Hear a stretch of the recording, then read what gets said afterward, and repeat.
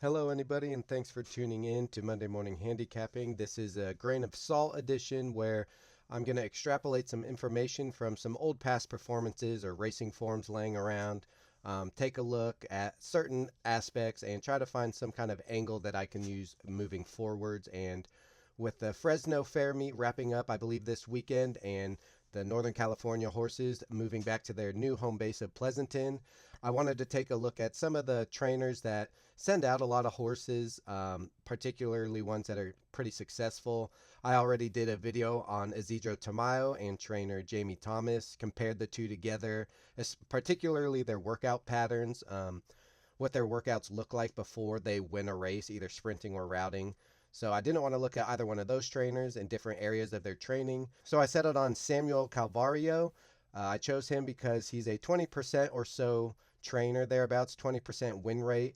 He's especially hot off the claim, meaning newly acquired or purchased horses. He's hitting at about 40%, which is pretty remarkable. But Sam Calvario is just a trainer that sends out a lot of horses in Northern California. Again, a 20% or so win rate.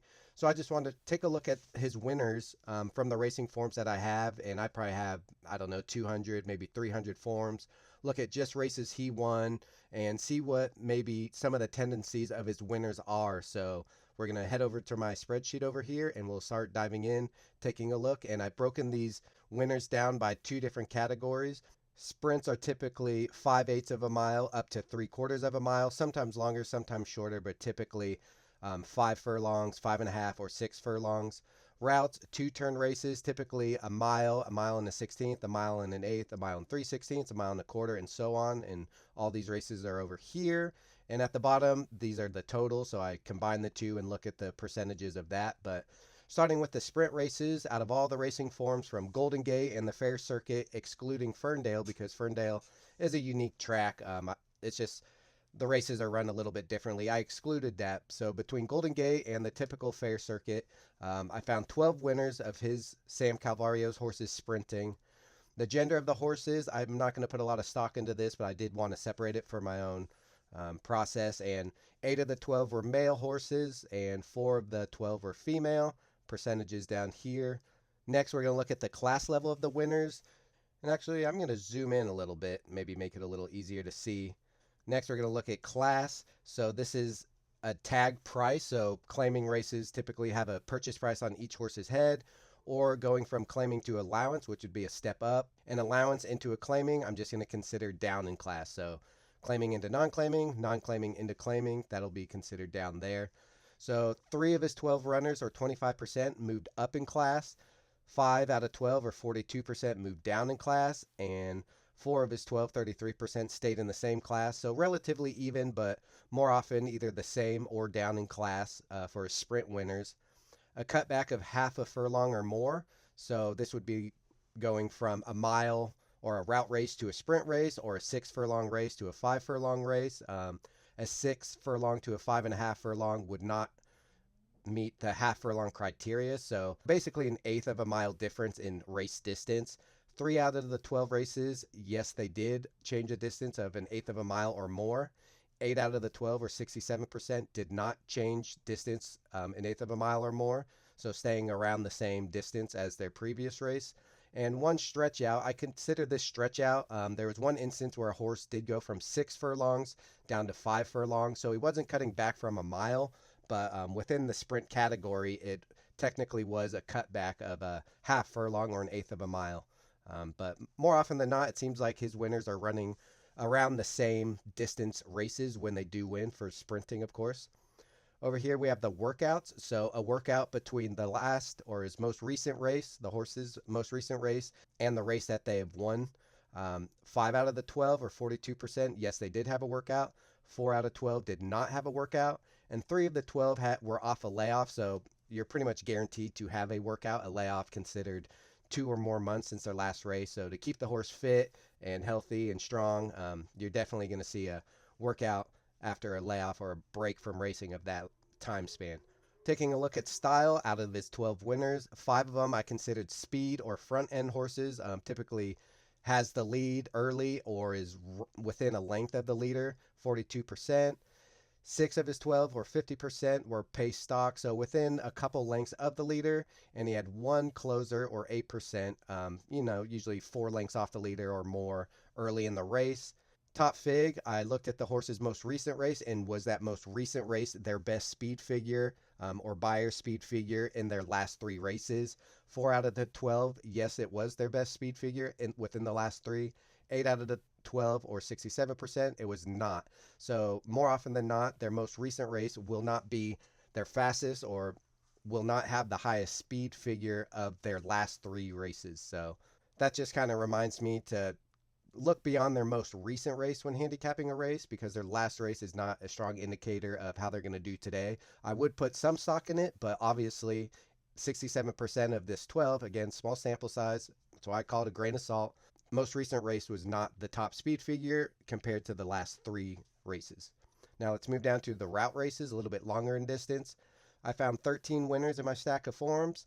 Again, gender, 9 out of 13 males, 4 out of 13 females, 69% males, which is close to the sprinting. So seems to have about twice as many male horses running and winning than he does females. Class tag, same thing, moving up or down in class. For routers, 38%, or 5 of his 13 moved up in class and won. Only 2 out of his 13, or 15%, dropped down in class and won. And 6 out of his 13, or 46%, stayed the same. So it looks like for routing, about the same, or bumps him up in class. Maybe he's more confident with his routing training regimen. Maybe the horses are just better. It definitely is going to vary horse by horse, and just what he thinks of the horse and how they're performing. But it seems like he's a little more confident with his route runners just based on this. Again, small sample size and just the random forms that I've printed over the years. This is what I came up with. Again, a change in distance or of a half furlong or more. 3 out of 13, yes, they did. 9 out of 13, no, they didn't. So stayed within a 16th of a mile from their previous race. And one of those 13 races was a cutback. And cutback here would refer to this instance a 1.25 mile race, cutting back to a mile, and it did win. One of his 13 winners routing did have that pattern. So 9 out of his 13, 69%, did not stretch out or have a change of distance of a half furlong, 1/8 of a mile or more. Workouts before a route win, 11 out of 13, yes, they did from their most recent race show a workout on the page. 2 of 13 did not, and 0 of his route winners were coming off of a layoff. 0 of his 13, again, small sample size. Style, so for routing, 3 of 13, speed or front, so has the lead or within a length of the leader just about. Pace or stalking types, 8 of 13, or 62%, were right off of the leaders within a length or two, maybe 3.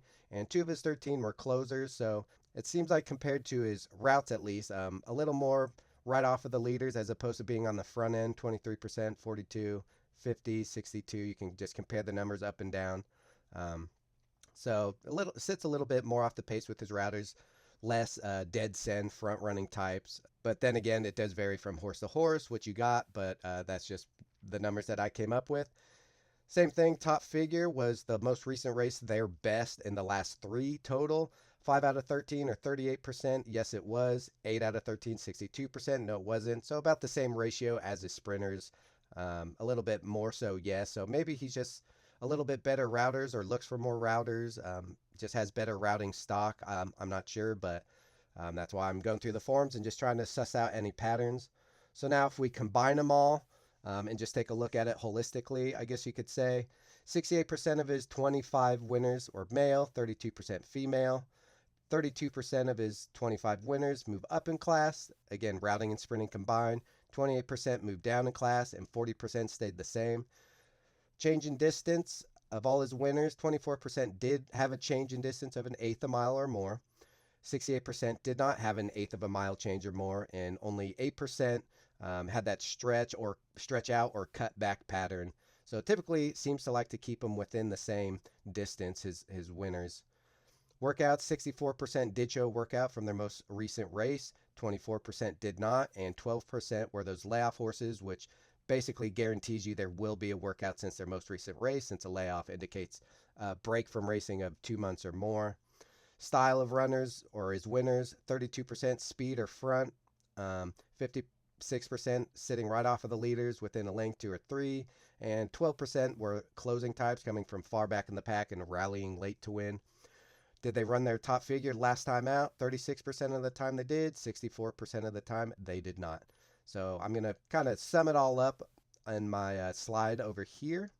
So Samuel Calvario, some key takeaways in his sprints. Out of 12 wins, 42% of his wins came from a class drop. 75% were dropping or stayed at the same class level.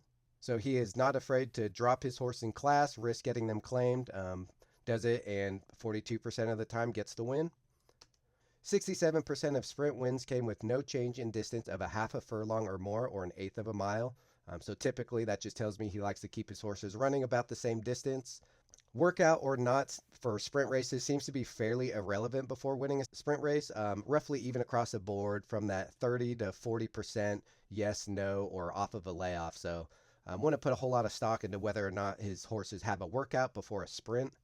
67% of sprint wins did not occur after a best speed figure last time out. So again, the most recent speed figure is probably lower than some previous races. So when you're handicapping races, make sure to go back a couple of races to get a full body of work or a fuller body of work.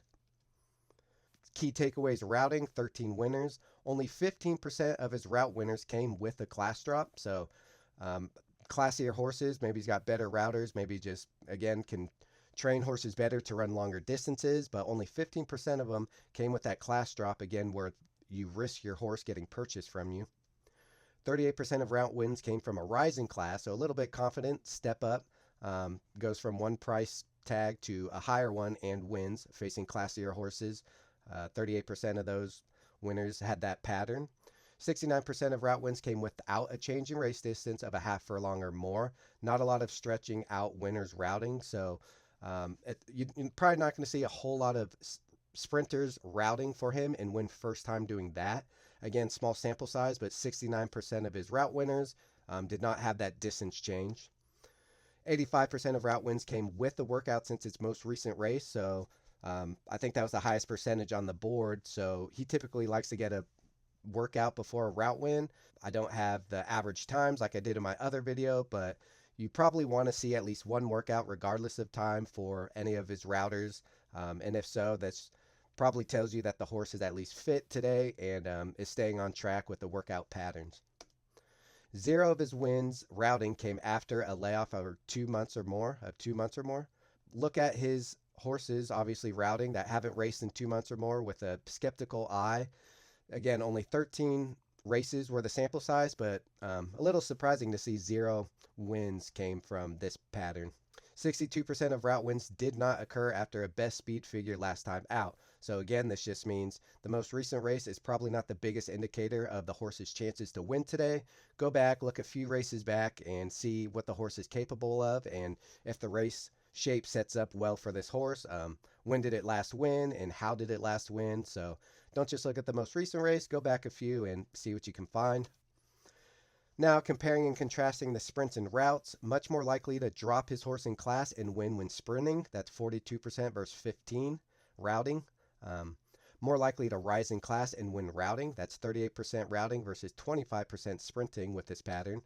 Does better sprinting with horses coming off a layoff. 25% of the time sprinting versus 0% routing. Again, small sample size, but maybe more than a coincidence. 40% of total wins out of the full 25 came from no change in class level. So runs them for claiming 8,000, comes right back for 8,000. Could be a positive sign.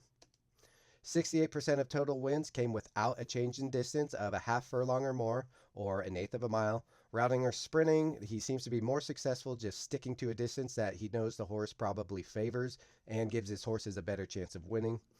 88% of his total wins have a front or stalking racing style. Again, being on the front end or being close to the pace, you run into less traffic. I'm not surprised to see most of his wins come from this kind of racing style. Take that, especially with a grain of salt, but definitely seems to like to have his horses, out in front, not a whole lot of deep closers. So that was a look at Sam Calvario. Thanks for watching. I hope someone picked something up. Just a little food for thought for your handicapping. Please feel free to like and subscribe, leave a comment, ask questions, and again, thanks for watching. Really appreciate it. Good luck to everybody playing, and see you all next time.